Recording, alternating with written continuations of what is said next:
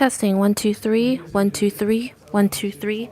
Testing 1 2 3 1 2 3 1 2 3. Testing 1 2 3 1 2 3 1 2 3. Testing 1 2 3 1 2 3.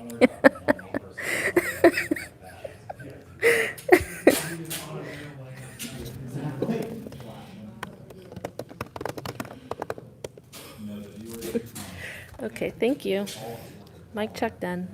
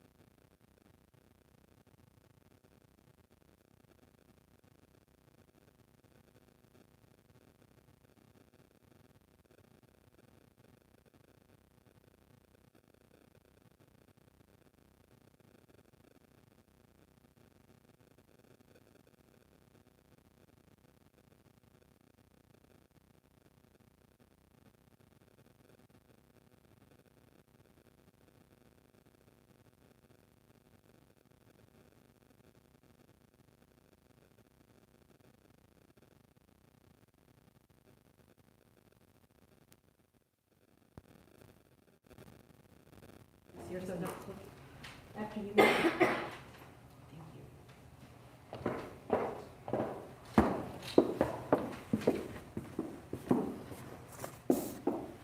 All right.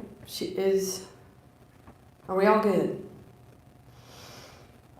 So, all right. Well, thanks everybody again for being here. I want to start a little differently today. We just learned that we've had 9 suicides in our community, in our region, in the last, I think, 48 hours. That's startling and disturbing and really, really challenging to think about how some of the things we have to do as a community right now could be contributing to those things. It doesn't mean we need to change what we're doing, just might means maybe we need to change how we're responding to each other and to the situation. So I'll give a quick situational update and then kind of wrap things up. Our current case count is 300. 30. Oh, sorry, 30. I added a 0, 30, thank you, Charity. Wow, that would have been a startling revelation too. Hospitalizations are still at 6. These are people that have been hospitalized at any time during their illness, and 11 people have recovered. So I think the more important message today that I want to deliver is that now more than ever, we need to be kinder and gentler with ourselves and with each other. And if there's anybody out there who's struggling,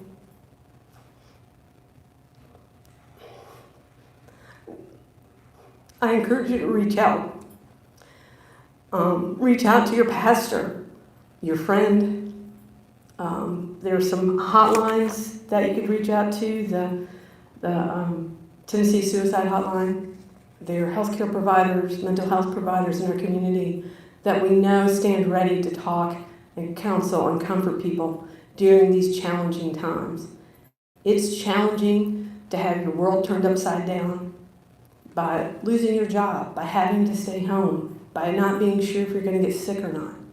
We get that. But we will get through this crisis together if we allow ourselves to reach out when we need help, if we check on each other regularly, and if we just allow ourselves to be human and kind and caring. And that we take all the hype away and acknowledge that this is a human condition and it's challenging, and that's okay. It's okay if you're struggling. It's okay if you're scared. Just talk about it. We struggle with these decisions too, and it's challenging for us. And that's what I want everybody to hear is reach out for help if you need it. These are challenging times, and we're just acknowledging that. We're acknowledging our humanity and all that goes with it, all the amazing stuff and all the scary stuff that goes with being human, with that human condition. So I'll open it up for questions now. Dr. Buchanan, thank you. It's obvious that this has had a profound impact on you personally, so just thank you for addressing this latest news.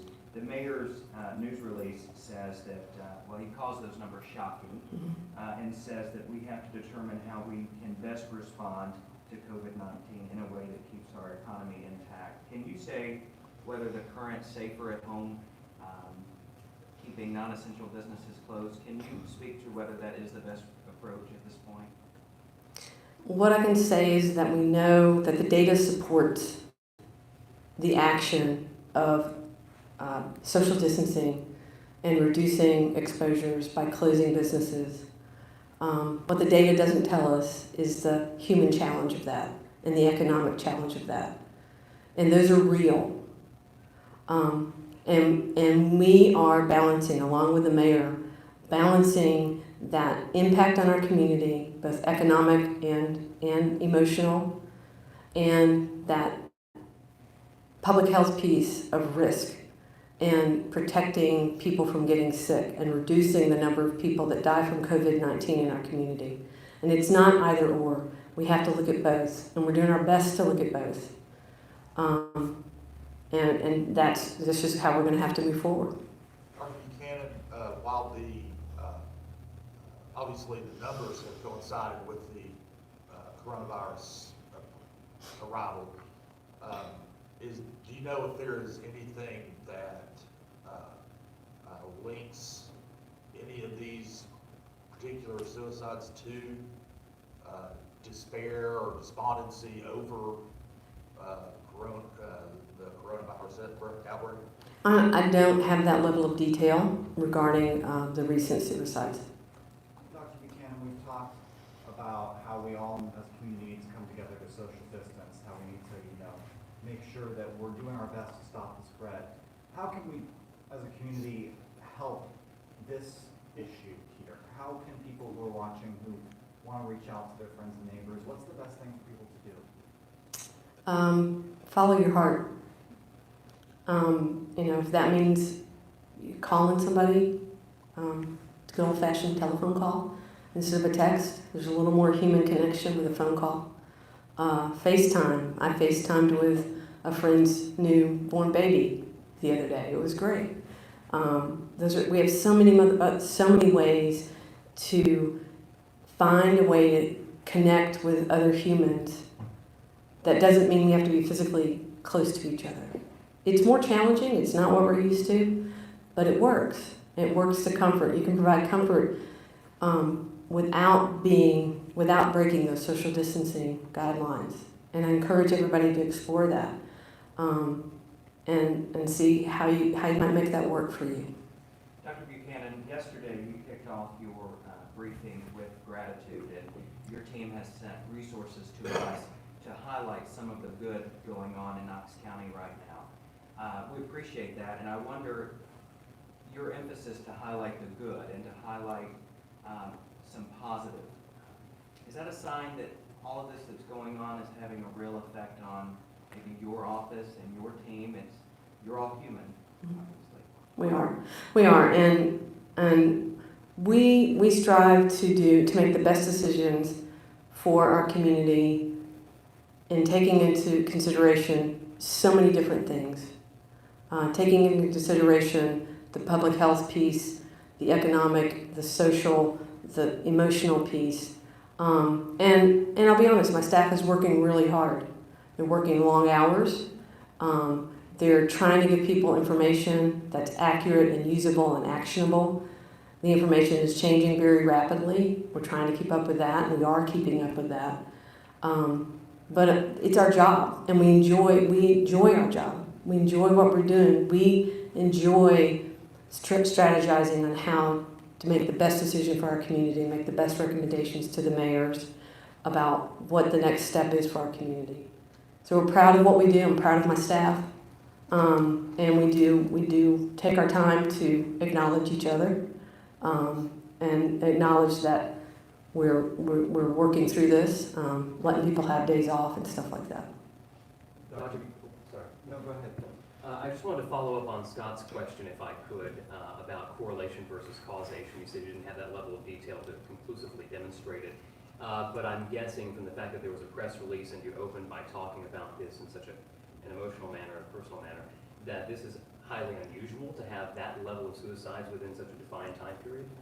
It is, and there's some of that data in the press release that went out.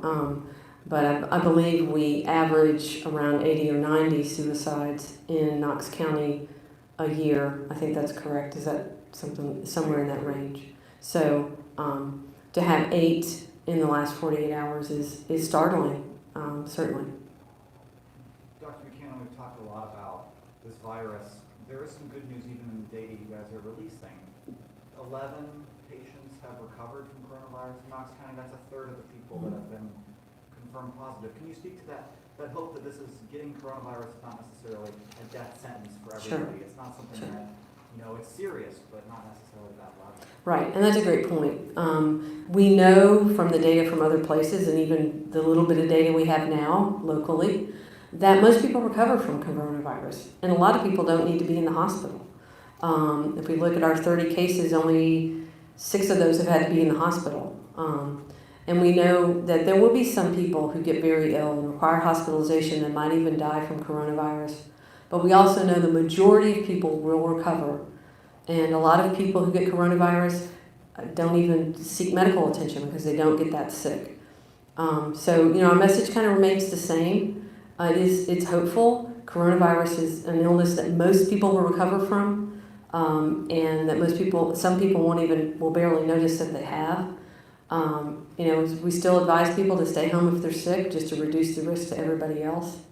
And I'm hoping, this will continue to solidify our community, to support one another, and to say, okay, I'm going to take that step and stay home to protect the other people in my community. Dr. Buchanan, yesterday your message, if I could summarize it, was keep up the good work. Keep up the good work.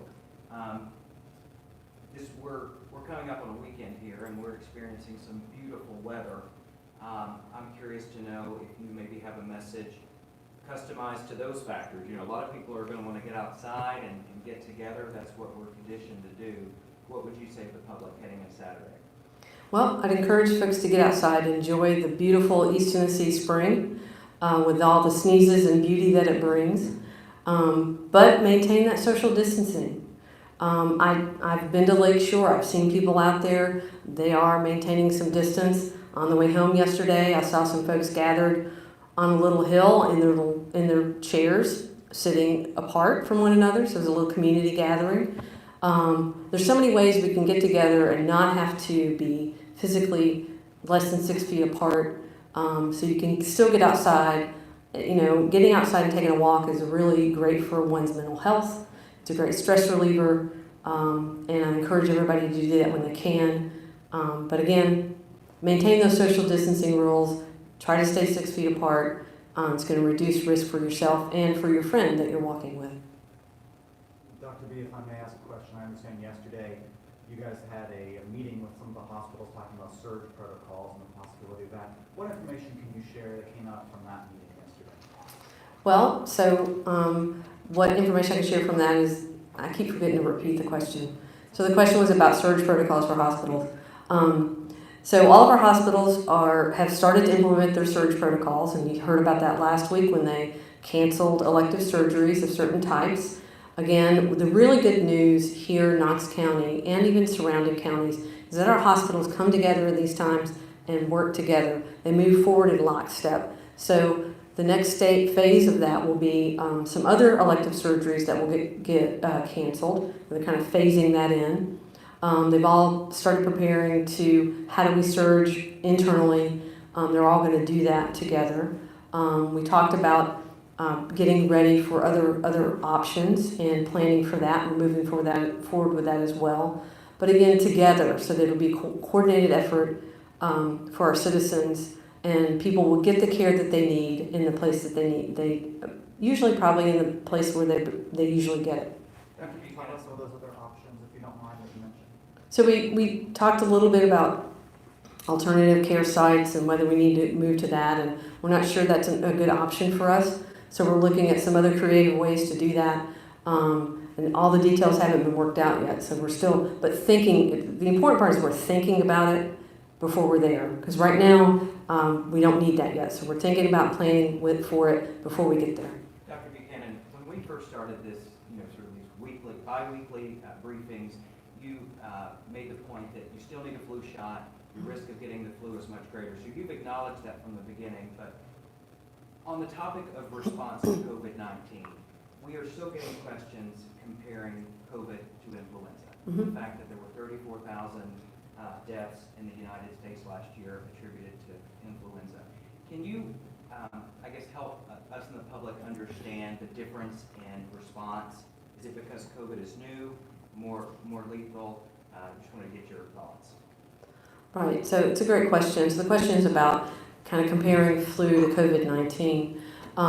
So one big difference between COVID-19 and the flu is that COVID-19 is a brand new virus for humans. Humans have never seen this particular coronavirus and never been made ill by it. So we don't have any immune memory. Our immune systems are pretty amazing, and they have a really good memory. All of us have seen some version of the flu virus in our lifetime, or we've gotten vaccinated against it. And so we have some immunity for it, so we don't get as sick. So whereas if I get the flu, I might make a couple of people sick. If you get COVID-19, you're going to make maybe 3 to 5 people sick. So you're going to make, because it's just, we're more vulnerable to it. In addition to that, we are seeing that in certain populations, more people are dying from COVID-19 than they do from the flu. So again, it's a combination of it's easier to catch, and in certain populations, we're seeing higher rates of death than we do with the flu.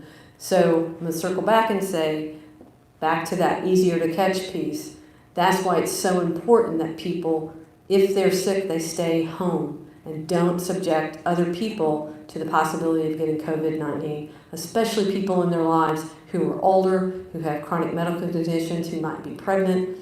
Really, really protect those folks in your life by staying home.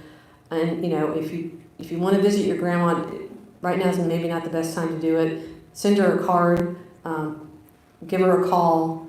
If she can text, give her a text. My dad does pretty well texting. So those are all ways to communicate and connect with people without physically seeing them.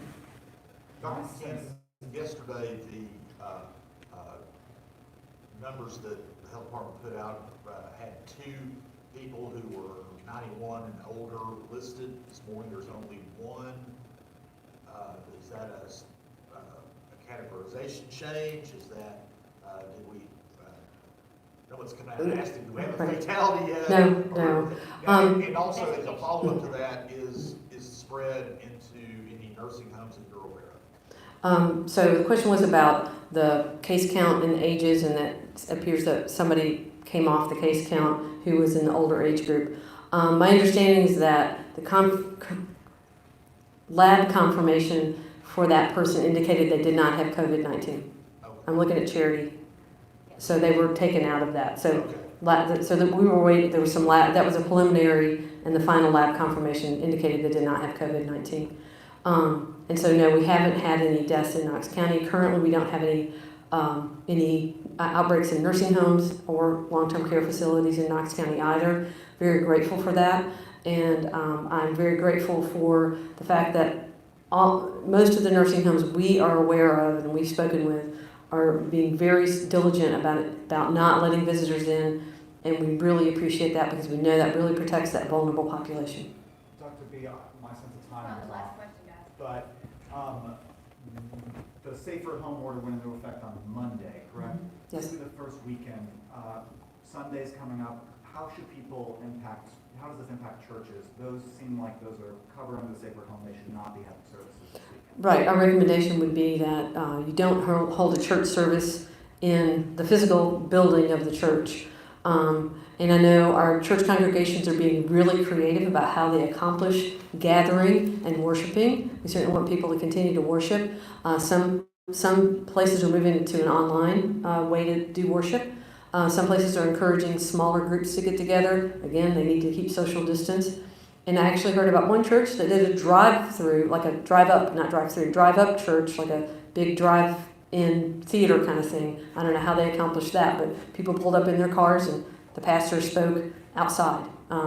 So our communities of faith are being very creative in how they continue to worship and come together. And I think that is so important that they continue to do that because we all draw strengths from different places, and for a lot of people in our community, their community of faith is a place to draw strength, and we want them to continue to do that.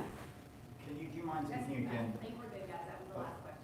Thank you very much. Thanks. Appreciate it. Can I say a word, please?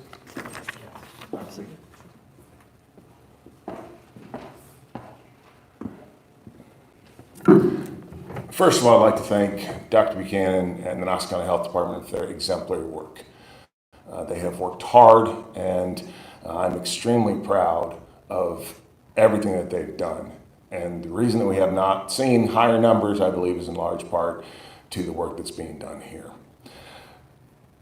This is an enormous issue.